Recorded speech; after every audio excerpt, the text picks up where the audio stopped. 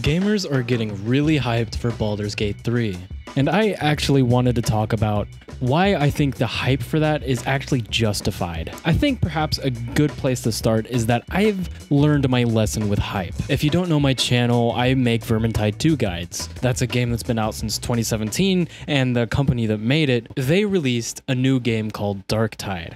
And while me, along with the rest of the community, got really hyped for this game, because Vermintide is such a niche game, we don't get games like it pretty much ever unless it's Fat Shark making them. So naturally, we were all really excited to play this new experience. It's in a new setting. It's set in the Warhammer 40k universe, which, judging by how Fat Shark did great with bringing Warhammer Fantasy to life, you could assume that they do great in bringing Warhammer 40k to life, and they did succeed at that. But then they did their beta test. And while the game was very much kind of what we expected it to be, it was terribly broken. The game crashed pretty much every game, the servers were really unstable, and the performance, oh my goodness. I have a 3080 and still to this day the game does not play at a stable 60 FPS.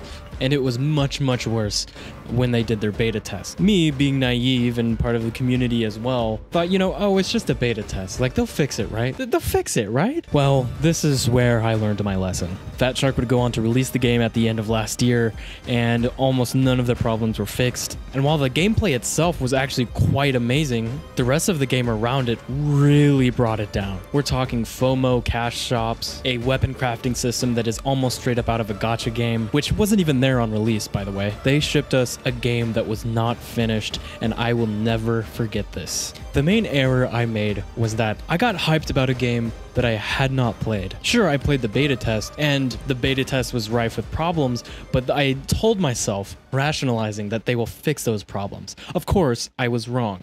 But you're watching a Baldur's Gate 3 video, so let me tie this in. The thing that sets Baldur's Gate 3 apart from Darktide is that we have played Baldur's Gate 3, some of us over 100 hours. And that early access version of the game is quite fantastic. I've played over 100 hours of it and I'm still finding new things in new playthroughs. The performance is good, the graphics are good, and the roleplay is the part that has surprised me the most. And while it's really impossible to capture that feeling of playing Dungeons and Dragons with your friends with a DM, I think this is the closest developers have ever gotten. You get the idea. The reason I think the hype for this game is actually justified because we have actually experienced it. We have actually played it quite a bit, and what we have played has been something to be excited about. It's not like a game like, say, Starfield, where we have seen some of the game, but none of us have really played it. The only things we really have to go off of are off trailers and Bethesda's reputation. But nonetheless, people will still get very hyped for Starfield, and that's probably because of the hundreds of hours and the multiple times they've bought Skyrim. But unlike Baldur's Gate 3, we haven't played a good chunk of the game. And I want to tell you why exactly I am super hyped for this game. BG3 very much is the coming together of the CRPG genre and the old BioWare style RPG. We haven't got a game like Mass Effect in a long time. Outside of the CRPG genre, I can't think of a single game series where you have choices to make in a game and the choices of one game affects the world in the next game. The CRPG developers have kind of taken that role, and that while it's not necessarily about the first game affecting the second game, it's more about giving the player choices to make that actually affect the narrative.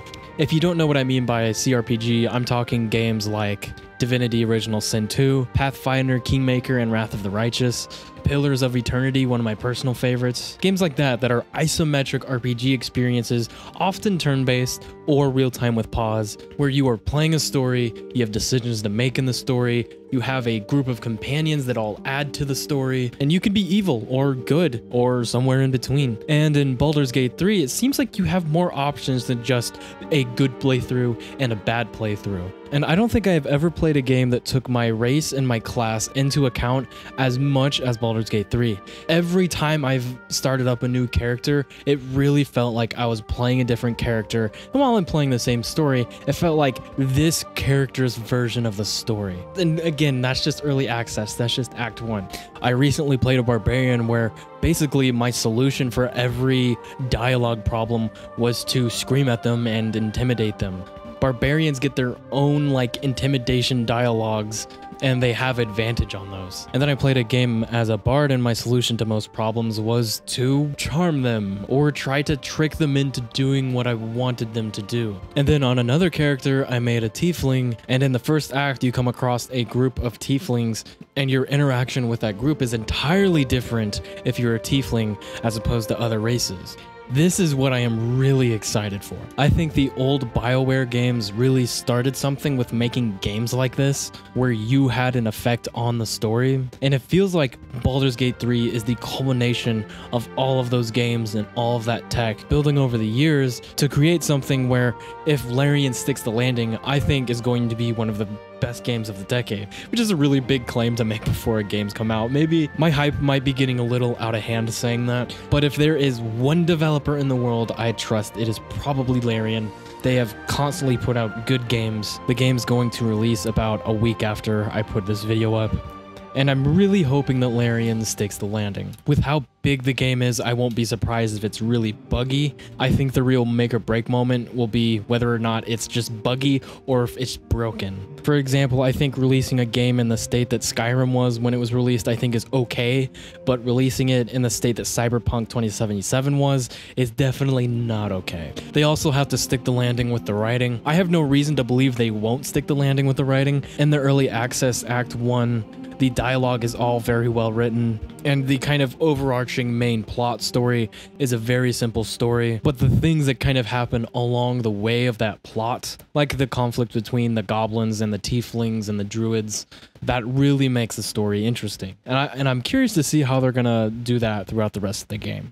We already know they have a good combat system. 5th edition D&D is the most popular D&D since 3.5, and there is a reason for that. The combat system is good. It's much more simplified than 3.5, but in most cases that's a good thing.